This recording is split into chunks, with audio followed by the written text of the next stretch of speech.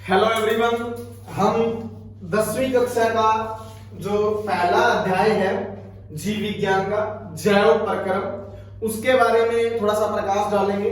कोशिश करेंगे कम से कम शब्दों में अधिक से अधिक आपको बताया जाए।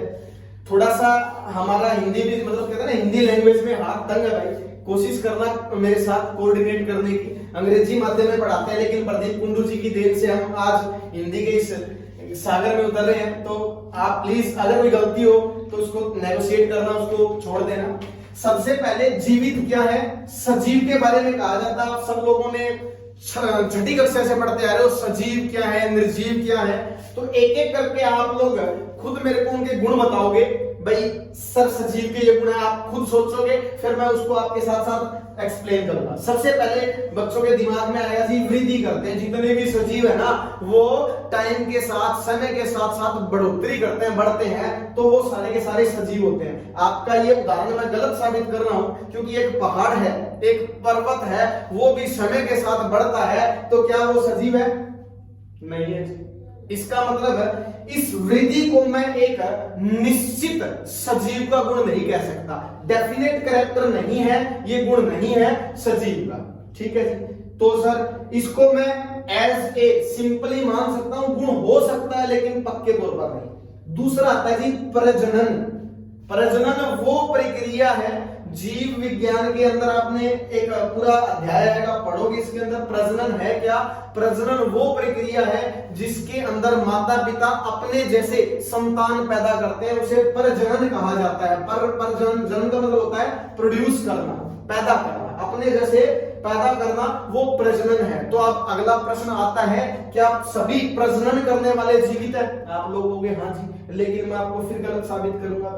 कैसे सर? प्रजनन के अंदर एक उदाहरण आता है जी खच्चर का। सर ये कौन सा एग्जांपल है, कौन सा उदाहरण है? खच्चर है, वो कभी भी अपनी जनसंख्या खुद नहीं बढ़ा सकता। तो सर हम बढ़ाएंगे? नहीं भाई, हम नहीं बढ़ाएंगे। क्या कहा जाता है, एक फॉर्मूला याद रखना आपको, MDH। MDH मसाले खाए होंगे सबने? हाँ जी बिल्कुल जरूर खाए हैं। तो MDH में क्या याद रखो, जो खच्चर को अंग्रेजी भाषा में म्यूल कहा जाता है। क्या कहा जाता है? म्यूल। और D से याद रखो डंकी, और H से याद रखो हॉर्स।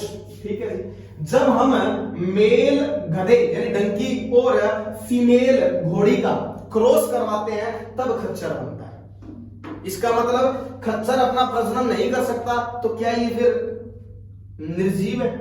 नहीं सर, है तो सजीव। चलो एक और छोटा सा एग्जांपल लेते हैं। मधुमक्खी, नाम सुना होगा, यो हनी सिंह बोले तो मधुमक्खी मधु से रिलेटेड है। याद रखना है, जिस प्रकार हनी सिंह को सोना येलो कलर पसंद है, उसी प्रकार याद रखना मधुमक्खी का सबसे पसंदीदा रंग होता है येलो। इसीलिए सरसों के खेत में जो डब्बे रखे जाते हैं, आपने देखा होगा, जहां शहद निकाला जाता है। ठीक है जी।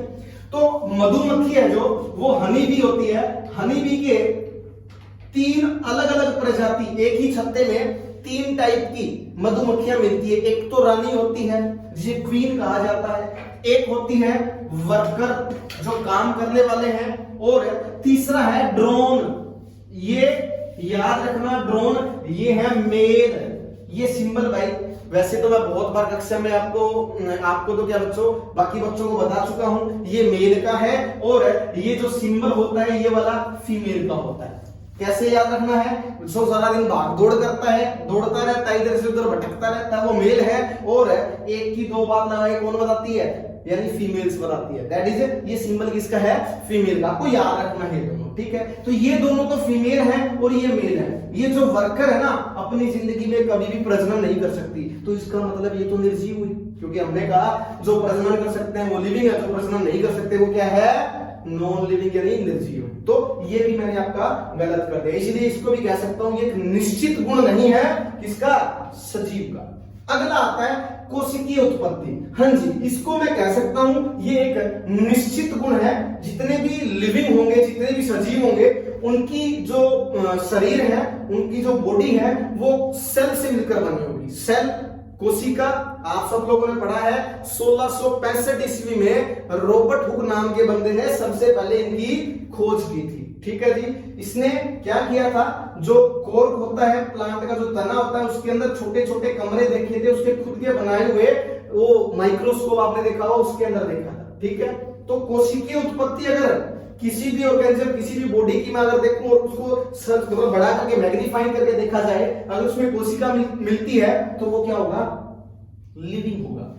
नेक्स्ट आता है उद्दीपन, अंग्रेजी में इसे स्टिमुलस कहा जाता है। अगर बाहर किसी वातावरण में चेंज किया जाता है और कोई चीज अगर सजीव है तो वो उसके प्रति संवेदना देगी, या मैं कह सकता हूं रिस्पॉन्स जरूर देगी। तो उद्दीपन क्या है, उद्दीपन वो स्टिमुलस के खिलाफ दिया जाने वाला, कोई भी स्टिमुलस हो रहा है उसको उद्दीपन कहा जाता है। उसमें क्या देंगे, रिस्पॉन्स देंगे। कौन देंगे भाई, सिर्फ लिविंग देते हैं, नॉन लिविंग नहीं देगा। और लास्ट आता है मेटाबॉलिज्म, जिसे चयापचय बोलते हैं।